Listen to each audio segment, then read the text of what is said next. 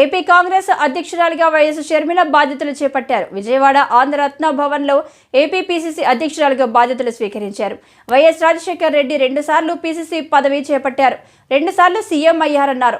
2 సార్లు సీఎం అయ్యారన్నారు. తనను నమ్మి బాధ్యతలు ఇచ్చారని, గత 5 ఏళ్లుగా ఏపీలో వైసీపీ అధికారంలో ఉందని, అంతకుముందు 5 ఏళ్లు టీడీపీ ఉందని గుర్తు చేశారు. ఈ 10 ఏళ్లలో రాష్ట్రంలో అభివృద్ధి జరిగిందా అంటే దానికి సమాధానం లేదన్నారు.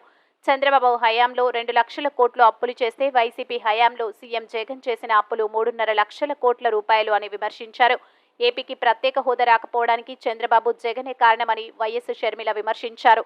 చంద్రబాబు జగన్ బీజేపీతో దోస్తీ కోసం పోలవరాన్ని తాకట్టు పెట్టారన్నారు. 10 ఏళ్లలో ఏపీలో 1,00,000 ఉద్యోగాలు కూడా ఇవ్వలేదన్నారు. బీజేపీ రైతులకు ఆదాయం డబుల్ చేస్తామన్నారు. కానీ ఖర్చులు రెట్టింపు అయ్యాయని దుయ్యబట్టారు. అప్పులు చేశారే, ఇన్ని డబ్బులు తెచ్చారే, మరి రాష్ట్రంలో ఏదైనా అభివృద్ధి జరిగిందా అని భూతద్దం పెట్టి చూసినా ఎక్కడా కనిపించదు. రాజధాని ఉందా? రాజధాని కట్టగలిగారా? రాజధాని కట్టడానికి డబ్బులు లేవు. కనీసం ఒక మెట్రో అయినా ఉందా? ఆంధ్ర రాష్ట్రంలో ఒక్క మెట్రో అయినా ఉందా? విజయవాడలో కనీసం ఒక్క మెట్రో అయినా ఉందా?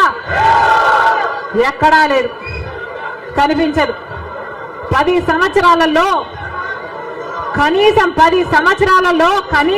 10 కొత్త పెద్ద పరిశ్రమలైనా వచ్చినాయా? రాలేదు. పరిశ్రమలు వస్తే మన బిడ్డలకు ఉద్యోగాలు వచ్చేవి. వచ్చినాయా మన బిడ్డలకు ఉద్యోగాలు? రాలేదు. కనీసము రోడ్లు వేసుకోవడానికి కూడా